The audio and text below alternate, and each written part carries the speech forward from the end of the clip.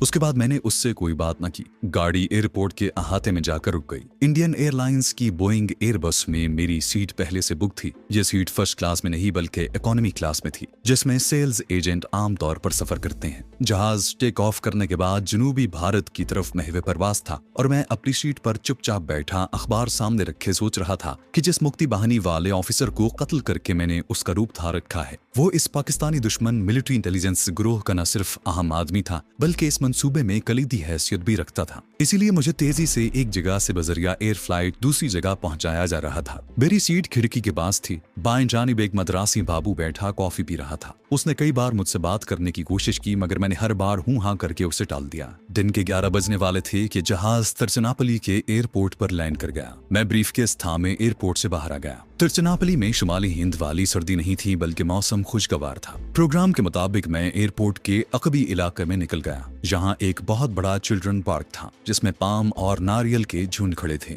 मैंने एक रेडी वाले से आइसक्रीम खरीदी और यह तासुर देने की कोशिश करते हुए कि मैं पार्क में कुछ देर आराम करना चाहता हूँ, पार्क की ग्राउंड में दाखिल हो गया। मेरी निगाह सीमेंट के बेंचों पर थी। हर बेंच पर उसका नंबर लिखा हुआ था। सबसे पहले जो बेंच मुझे नजर आया उसका नंबर 11 था और वहां 2 मद्रासी आयाएं बैठी बातें कर रही थी। बच्चे उनके करीब ही घास पर खेल रहे थे। मैं खामोशी से गुजर गया। नंबर 4 बेंच खाली नहीं था। वहां एक बूढ़ा मद्रासी बैठा अखबार पढ़ रहा था। मैं कुछ फासले पर एक नारियल के नीचे घास पर बैठ गया। आइसक्रीम खत्म हो गई तो मैं ब्रीफकेस से अंग्रेजी अखबार निकाल कर पढ़ने लगा। मेरी नजरें बार बार बूढ़े मद्रासी पर उठ जाती। कमबख्त जमकर बैठा हुआ था और उसके उठने के आसार नजर नहीं आ रहे थे। मैंने देखा कि बेंच के करीब ही एक दरख्त के साथ डस्टबिन भी था, जिसमें कागज के टुकड़े और आइसक्रीम के खाली डिब्बे पड़े थे। इसी टोकरी के नीचे वो खत रखा हुआ था जिसे हासिल करने के लिए मैं पार्क में आया था, लेकिन बूढ़े मद्रासी की वजह से मैं उसे निकाल नहीं सकता था। मेरी नजरें अखबार पर जमी हुई थीं कि एक गेंद मेरे पांव से टकराया। मैंने देखा कि चंद कदमों के फासले पर एक बच्चा गाड़ी में बैठा 3-4 बरस का बच्चा ताली बजा रहा था और उसके पास ही एक दराज कद सांवली सी साड़ी पोश लड़की खड़ी मेरी तरफ देख रही थी।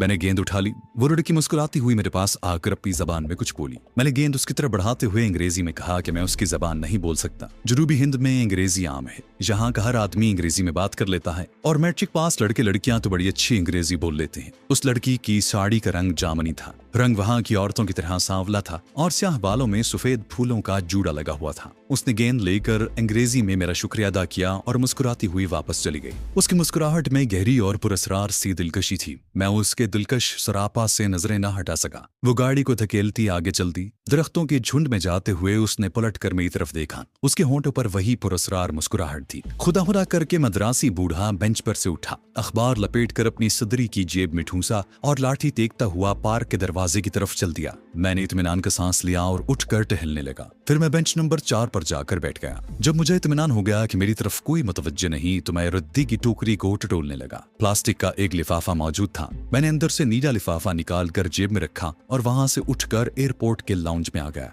जहां एक मर्दाना टॉयलेट में जाकर मैंने खत खोल कर देखा जो अंग्रेजी टाइप शुदा था। लिखा था कि तिरुचिरापल्ली के कूलपटा चौक में कृष्णा होटल है, उसमें राजा राम तिवाड़ी के नाम से कमरा किराए पर ले लो। वहां हमारा आदमी आकर तुम्हें ले जाएगा। रात 10 बजे के बाद अपने कमरे में ही रहना। उस आदमी के शनाख्ती कार्ड पर भी तस्वीर की जगह B69 लिखा होगा। मैंने खत फाड़ कर पानी में बहा दिया। टॉयलेट से निकलकर एयरपोर्ट के सामने वाले स्टैंड से टैक्सी ली और उसे कूलपटा चौक कृष्णा होटल चलने को कहा। तिरुचिरापल्ली बड़ा साफ सुथरा और मॉडर्न शहर है। बड़ी बड़ी इमारतें हैं और एक बाजार में ट्राम भी चलती है। तकरीबन हर सड़क की दोनों जानिब पाम के दरख्त नजर आते हैं। कोलपटा चौक देखकर मुझे कलकत्ते का डलहौजी स्क्वायर याद आ गया। मॉडर्न इलाका था। बीच में गोल दायरा बना था जिसमें सब्जा और फूल दिन की सुनहरी धूप में मुस्कुरा रहे थे। कृष्णा होटल हमारे लाहौर के इंटरनेशनल होटल की तर्ज का था। काउंटर पर एक खुशशक्ल साड़ी पोश लड़की बिंदिया लगाए जूड़े में सुर्ख फूल सजाए मुस्कुरा रही थी। उसने मुझे चाबी थमाकर मुस्कुराते हुए कहा, कमरा नंबर 12A सर।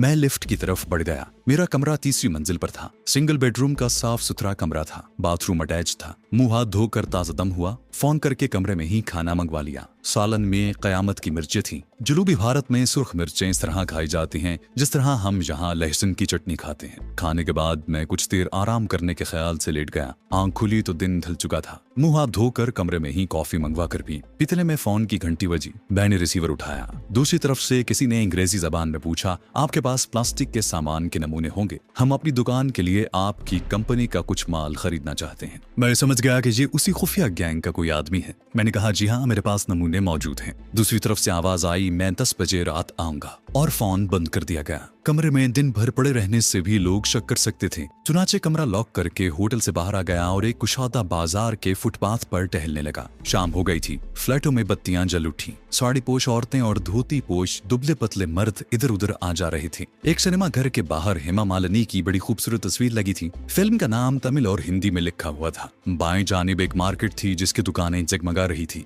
एक रेस्तोरां के बाहर जर्द केलों के गुच्छे लटक रहे थे। जनूबी हिंद में जर्द केलों के गुच्छे रेस्तोरांों के बाहर लटकाने का रिवाज आम है। लोग तमिल, तेलुगु और कन्नाडा जबान में बातें कर रहे थे। अचानक ही मैंने कॉस्मेटिक की एक दुकान से उसी सांवली लड़की को निकलते देखा जिसे मैंने सुबह चिल्ड्रन पार्क में देखा था। उस वक्त वो स्याह साड़ी में मलबूस थी जिसकी पट्टी सुर्ख थी, माथे पर सुर्ख बिंदियां और जूड़े में सफेद फूलों का गजरा था। उसने भी मुझे देखा तो जरा सा मुस्कुराई। मेरे होंठों पर भी अपने आप मुस्कुराहट आ गई। उसके हाथ में एक लिफाफा था। वो मुस्कुराती हुई मेरे करीब से गुजर गई। उसके लिबास से ख्वाब अंगेज खुशबू आई। ये जनूबी हिंद के मंदिरों में रक्स करने वाली कदीम देवदासियों की खुशबू थी। मेरा ख्याल था कि मार्केट का गेट मुड़ते वक्त वो पलटकर मेरी तरफ जरूर देखेगी, मगर वो चली गई और मुझे मार्केट वीरान वीरान सी लगने लगी। मैं मार्केट की राहदारी में टहलता रहा और फिर वापस अपने होटल में आ गया। मैं होटल के कमरे में बैठा शाम का अखबार पढ़ रहा था। जगह जगह खबरों में ढाका फॉल पर खुशी का इजहार किया गया था। मैंने अखबार रद्दी की टोकरी में फेंक दिया। ठीक 10 बजे रात दस्तक हुई। मैंने दरवाजा खोला तो सामने एक खद्दर पोश उधेड़ उम्र का आदमी हाथ में ब्रीफकेस उठाए खड़ा था। पहली नजर में मुझे वो कोई कांग्रेसी लीडर लगा। उसने मुस्कुराकर मुझसे अंग्रेजी में कहा, मिस्टर राजा राम तिवाड़ी आप हैं? मैंने दरवाजा खोल दिया। जी हाँ। वो अंदर आकर कुर्सी पर बैठ गया और ब्रीफकेस खोलते हुए बोला, हमें अपनी दुकान के लिए आपकी फर्म की मसनूआत की जरूरत है। मैंने अपने ब्रीफकेस में से अपना शनाख्ती कार्ड निकाल कर उसे दिखाया तो वो मुस्कुराया और उसने भी अपना शनाख्ती कार्ड मेरे सामने कर दिया जिस पर B69 के हिंद से लिखे हुए थे, मिस्टर तिवाड़ी। उसने शनाख्ती कार्ड ब्रीफकेस में रखते हुए कहा, आपको मेरे साथ चलना होगा। मुझे भला क्या एतराज हो सकता था। मैं उसके साथ होटल से बाहर आ गया। बाहर उसकी छोटी सी गाड़ी खड़ी थी। वो मुझे लेकर एक सुनसान सड़क पर रवाना हो गया। वो खामोश था। पाकिस्तान दुश्मन मंसूबे का सुराग लगाने की मुहिम मुझे गहराइयों में उतारे चले जा रही थी और अभी तक मैं मामले की तह तक भी ना पहुंच सका था। तिरचिनापली के मज़ाफात में से गुजरने वाली सड़क पर मौत का सा सन्नाटा था। कार फर्राटे भरती उड़ी जा रही थी। एक जगह गाड़ी रोककर वो बोला, यहाँ तुम्हारी आंखों पर पट्टी बांधी जाएगी, ये बहुत जरूरी है। एतराज की कोई गुंजाइश नहीं थी। मेरी आंखों पर स्याह पट्टी बांध दी गई। अब कार आगे रवाना हुई तो किसी चौक में पहुंचकर उसने गोल दायरे में चक्कर लगाने शुरू कर दिए। फिर एक समत को रवाना हो गई। ये इसलिए किया गया था कि मैं आसानी से रास्ता तलाश न कर सकूं। अब मुझे कुछ मालूम नहीं था कि कार किस समत जा रही है। फिर मुझे ऐसा लगा जैसे कार किसी सुरंग में दाखिल हो गए हैं। इंजन की आवाज गूंजने लगी थी। मैं खामोश बैठा रहा। इस सुरंग में कोई 5 मिनट चलने के बाद गाड़ी एक जगह घूम कर रुक गई। फिर वो शख्स मेरा हाथ थाम कर एक जगह सीढ़ियां उतरने लगा जहाँ एक दरवाजा खुलने और बंद होने की आवाज आई। मेरे साथी ने कहा, अब पट्टी की जरूरत नहीं है। मैंने पट्टी हटाकर देखा कि मेरे गाइड एजेंट ने चेहरे पर एक ऐसा स्याह नकाब पहन रखा था कि उसकी सिर्फ आंखें ही नजर आ रही थी। बाकी सारा चेहरा उस स्याह नकाब में छुप गया था। एक ऐसा ही नकाब उसने मेरे चेहरे पर भी डाल दिया था। हम एक तंग राहदारी में चलने के बाद एक गोल कमरे में पहुंच गए जहाँ वस्त में एक मेज थी। दीवार के साथ 4 कुर्सियां थीं। एक गोल कुर्सी मेज के पीछे भी थी। मेरा साथी मुझे उस कमरे में छोड़कर चला गया। मैंने कमरे का जायजा लिया। दीवार में छत के करीब एक चौखटा लगा हुआ था। उसमें से ताजा और ठंडी हवा अंदर आ रही थी। मान दरवाजा खुला और एक भारी भरकम आदमी दाखिल हुआ।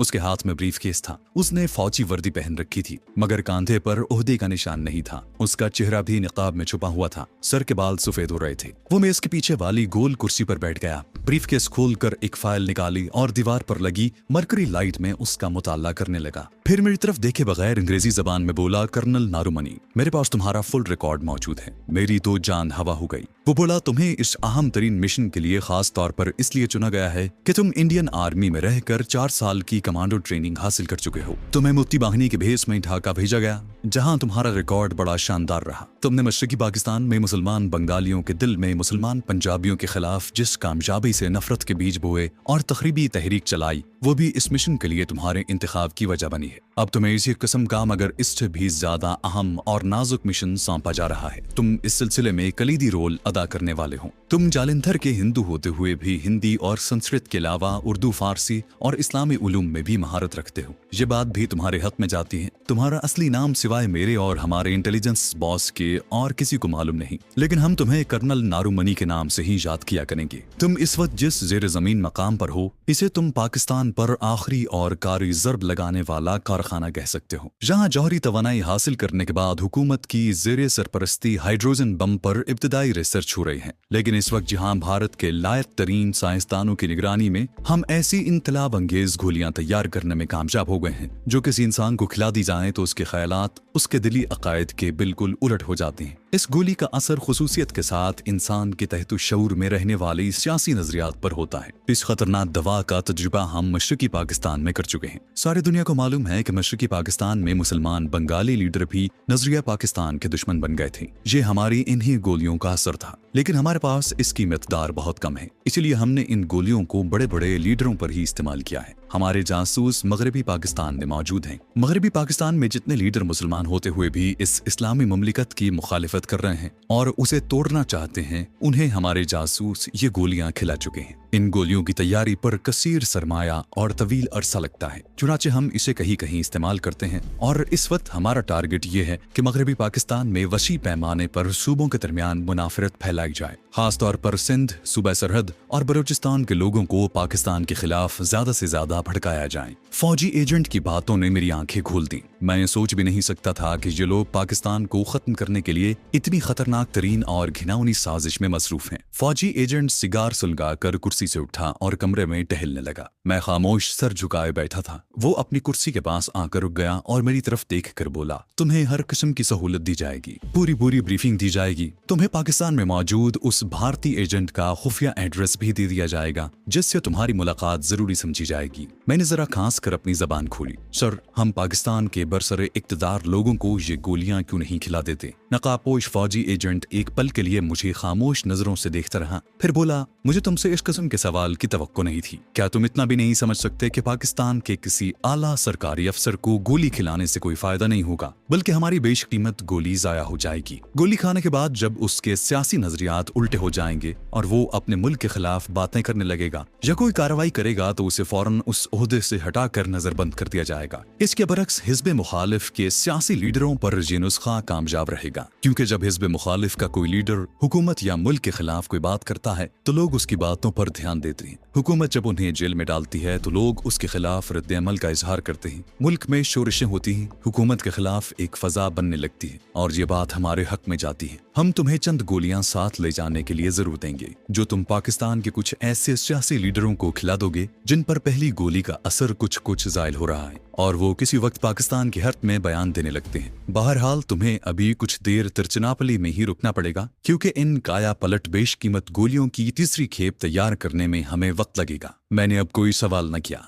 मुझ पर अचानक पाकिस्तान के खिलाफ एक ऐसे मुहय्यरुल उकूल और सरीउल असर लेकिन नापाक मंसूबे का इंकशाफ हुआ था कि मैं गुंग सा होकर रह गया था। फौजी एजेंट बैठ गया। उसने फाइल बंद करके ब्रीफकेस में रखी, सिगार एस्ट्रे में मसल दिया और बोला, तुम कृष्णा होटल में राजा राम तिवाड़ी के नाम से ही रहोगे, लेकिन दिन में किसी वक्त मार्केट में जाकर अपनी जाली प्लास्टिक मसनूआत की फर्म के लिए ऑर्डर लेने की भी कोशिश किया करोगे ताकि किसी को तुम पर शक न हो, क्योंकि जहां CIA के एजेंट भी हमारे खिलाफ काम कर रहे हैं। तुम्हारे खर्चे के लिए रकम तुम्हें कल रात तुम्हारे कमरे में पहुंचा दी जाएगी। उसने मेज पर अपने दोनों हाथ रखे और मेरी तरफ देखते हुए बोला, कर्नल नारूमनी, हमने इस नई हैरत अंगेज साइंसी इजाद यानी काया पलट गोलियों का नाम V2 रखा है। जैसा कि तुम जानते हो, V2 दूसरी जंग अजीम में जर्मनों का वो रॉकेट था जिसने लंदन शहर की ईंट से ईंट बजा दी थी। हम इस हथियार की मदद से वही सुलूक पाकिस्तान के साथ करना चाहते हैं। मैंने यूं ही कह दिया, सर क्या इस गोली का कोई तोड़ भी हमने दरियाफ्त किया है या नहीं? वो पत्थर के बुत की तरह मुझे देखने लगा।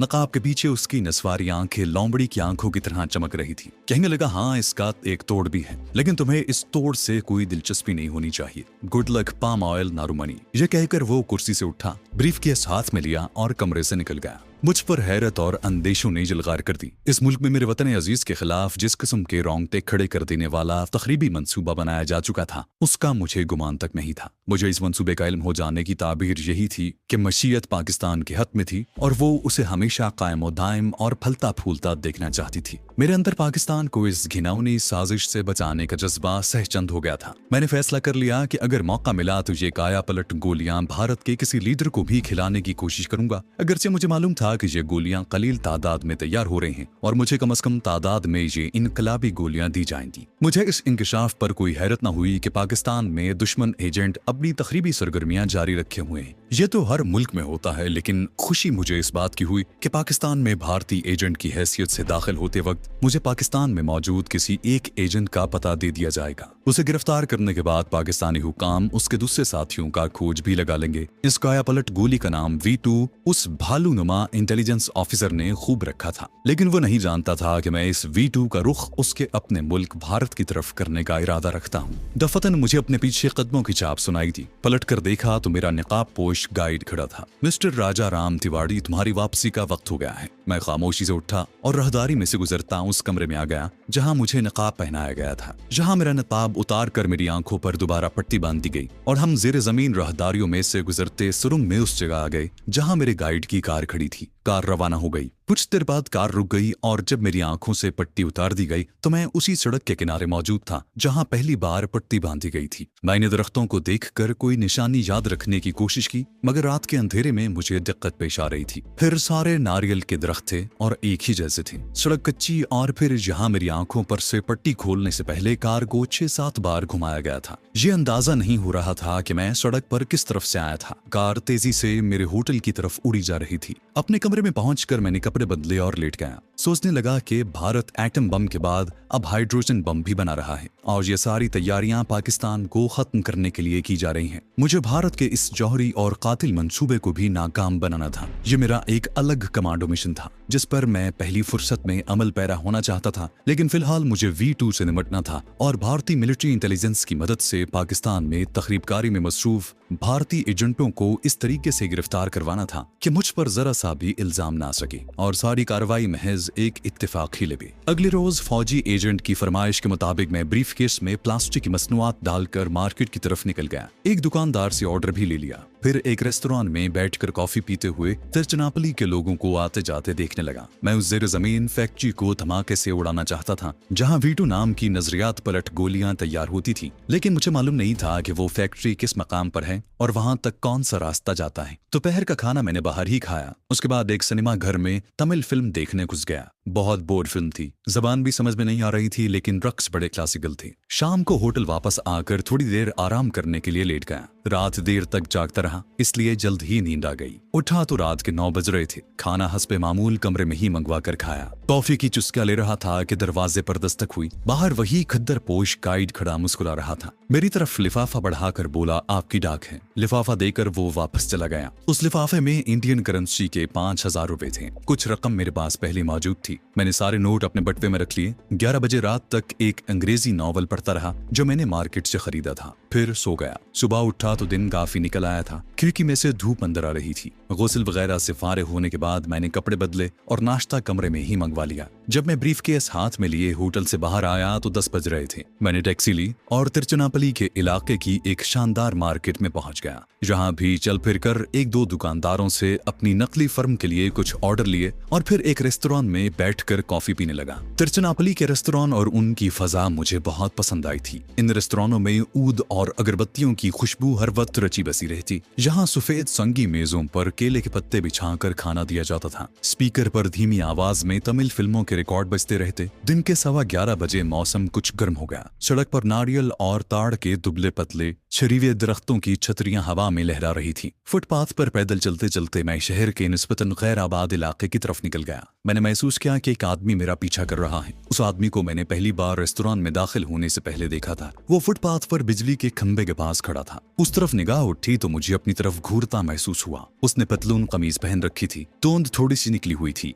रंग जरा साफ था और लग रहा था कि यह आदमी पंजाब का रहने वाला है। मैंने कोई ख्याल न किया, लेकिन जब रेस्टोरेंट से बाहर निकलकर फुटपाथ पर चलने लगा तो देखा कि वो आदमी कुछ फासले से मेरे पीछे चला रहा है। मेरा माथा ठनका। मैं भारत के पंजाब में बड़ी तबाहकुन तखरीबी कार्रवाई करके भागा था। एक बार पकड़ा भी गया, लेकिन फरार हो गया था। यूं भारतीय इंटेलिजेंस के 2-3 आदमी मेरी शक्ल से वाकिफ जरूर हो गए थे। मुझे ख्याल आया कि मुमकिन है भारतीय पंजाब या दिल्ली से कोई भारतीय CID का आदमी मेरी तलाश में तिरचनापली आ गया हो। मैं मोहतात हो गया। अगरचे मेरे पास शनाख्ती कार्ड पर B69 का एक तिलिस्मी नंबर लिखा हुआ था, जो मुझे भारतीय मिलिट्री इंटेलिजेंस का खास आदमी साबित करते हुए मुझे बचा सकता था। लेकिन मेडिकल चेकअप 1 सेकंड में मुझे मुसलमान साबित कर सकता था। मैं बज़ाहिर बड़ी बेनियाजी से चल रहा था, लेकिन हकीकत में बेहद मोहतात था। मुझे बाएं जानिब एक मंदिर नजर आया। ये एक पुराना मंदिर था, जिसकी सीढ़ियों पर एक पुजारी तख्त पर बैठा माला का जाप कर रहा था। औरतें और मर्द पूजा करने जा रहे थे। मैं भी उनके साथ मंदिर में दाखिल हो गया।